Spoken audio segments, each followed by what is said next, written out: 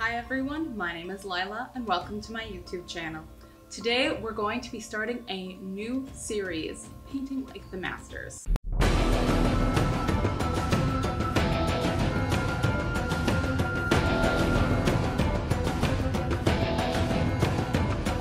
So, painting with the masters.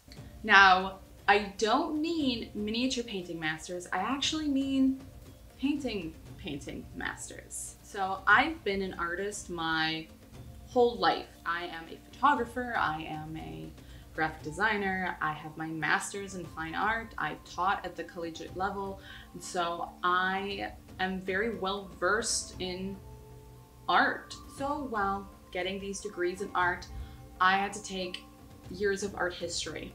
And at first, I was less than thrilled about art history because it's relevant, I understand, but I much rather would have been making art. And I continued to think that way until I saw my first artist who really inspired me, who really made me jump out of my chair and want to go make art. The first artist that I saw that completely changed the track of my artistic career, the way that I wanted to create my own art, was an artist named Carravagio from the Baroque period. Now, I'm not gonna bore you, we're gonna just like go to the very basics of this. You don't need to know the years, you don't need to know who the artists were, be able to recognize their work, but I am gonna talk about the Baroque period overall. The Baroque period came immediately after the Renaissance. So the word Baroque was actually a derogatory term used to describe this new era of painting. The term Baroque is Italian for excess. So the Renaissance era prided itself on the in-between moments, whereas Baroque was interested in the height, the most dramatic point of these stories. And this can be seen in these two depictions of David from the story of David and Goliath.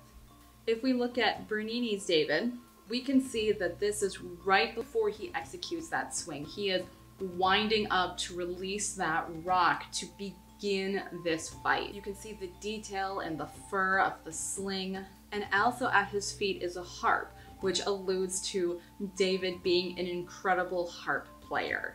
You can see what the term Baroque means of excess, because there is quite a bit of excess detail when you look at the Bernini piece versus the Michelangelo. But we're going to move on to the more important part when it comes to painting, and that is the light. That is immediately what I fell in love with when I was looking at these Baroque paintings. This is a type of lighting called chiaroscuro, and it is Italian for light and dark, and you can tell the immense amount of contrast used in this technique. Usually the background of a scene is dark, the light is used in such a way to very clearly depict those 3D volumes on the 2D canvas, versus the overall neutral and flat lighting that had been seen previously in the Renaissance.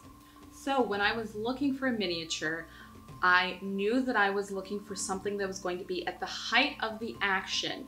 So I found this miniature at Adepticon by Reaper, and he immediately reminded me of Moses parting the Red Sea.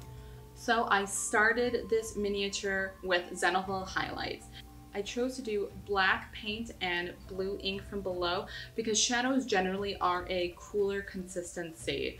And then I did a mixture of white ink and yellow ink from above to give a warmer highlight, because Baroque paintings often look like they're being lit by candlelight. So when I started painting this miniature, I was not yet positive where the light source was coming from.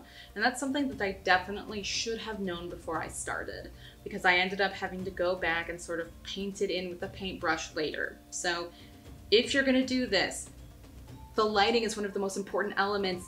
Please know where your light source is coming from before you start. After I did my Zenithal highlights, I found the image that I actually wanted to reference, and it's called The Incredulity of St. Thomas by Caravaggio. And I chose this one because you can see that his eye sockets are almost completely black. You can see the intensity of the knit of his eyebrows. And I thought that this really, to me, summed up chiaroscuro lighting and the Baroque era. This is a very famous Baroque era painting by Caravaggio. I chose to paint this miniature as if the light source was coming from above and off to one side of the miniature. This would put the back half and face in deep shadow.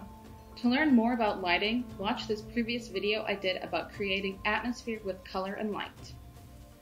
The Baroque era can be identified by its use of rich and deep colors like navy blue, blood red, and emerald green, made more intense by the use of white and cream. I began painting this miniature with inks, which didn't work out very well, so ignore this part. On the sleeve, I applied a base mid-tone color and then underneath applied my shadow color and blended these two together while the paint was still wet.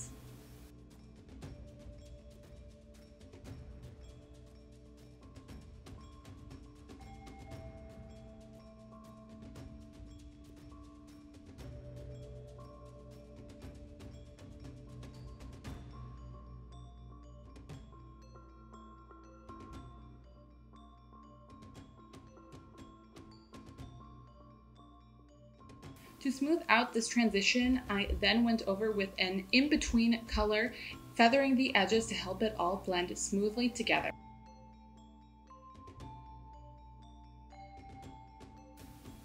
The reference image that I chose only shows the profile of the face, so I decided to use what is called Rembrandt lighting. Rembrandt lighting gets its name from the artist who popularized it, named Rembrandt. This type of lighting places half the face in shadow with a single triangle of light illuminating the dark side of the face. I began by placing a mid-tone across the face.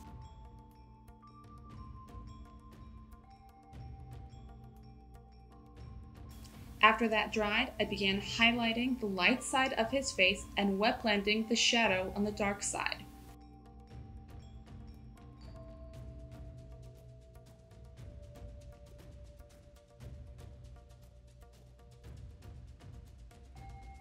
I chose a purplish shadow instead of black to add a little more visual interest.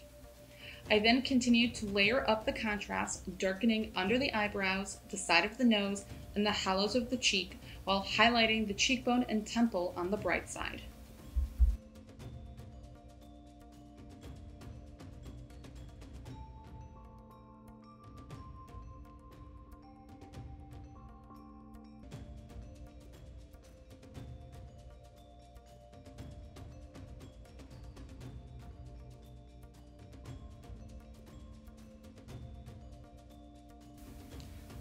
For the tabernacle, I began by painting it a medium tone blue, then applying highlights and feathering out the edges.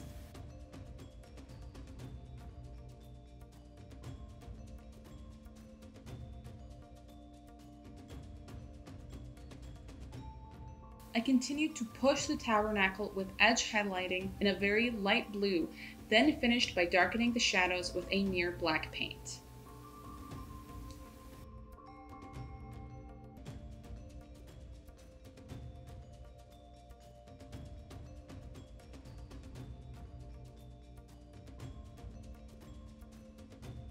The red undershirt and other details are done in much the same way, where I applied a middle tone and darkened the shadow areas while increasing the highlights, going far more intense than I normally would.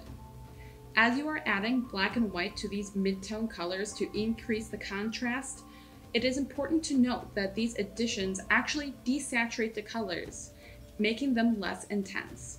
I counteract this by later applying inks to re-intensify those colors. Through all of this, I purposefully kept the back of the miniature very dark and muted. This was to overall give the miniature more contrast, and as another way to harken to the Baroque era where the backgrounds are incredibly dark. After I was happy with the amount of contrast that I had added, I went back in and added more of a goldish wash because I wanted to go in and add that glow of candlelight, just to add that last little hint of the Baroque era to this miniature. Overall, I'm very, very happy with this miniature, and I think that this just reinforced several key aspects that I've talked about before on my channel as well as in this video. 1, contrast is so important, and if you think you have enough, you probably don't. Go add more. 2nd is using light and color to create atmosphere for your miniatures, which is a video I've already filmed. I will link it up here. I was able to evoke this era on something that probably thousands of other people have already painted this miniature, but how many of them look like the Baroque era? And that is just in my use of color and lighting. These 2 elements add so much to a miniature. This miniature looks more like he's part of a real story instead of just another figure for your D&D table. And lastly, I hope that I have inspired you to continue watching the rest of this series. If you're into art, what artists have really impacted your work? All of the artists that I have picked out are historical. So I would love to know if there are any artists in the modern era that you think I should take a look at and perhaps do a video based on them. If you're new here, I would love it if you would subscribe. I can't believe how many subscribers I have. I'm almost at 400, which is, you know, not that much in the grand scheme of things, but for me, that's so exciting. So if you like what I do here, please be sure to like and subscribe, share my channel, it would mean so much to me, and of course, follow me on Instagram, support me on Patreon, and use those Amazon affiliate links linked down below to keep me doing what I love to do. And lastly, why are you here? That better be a paintbrush in your hand, because you better be painting miniatures.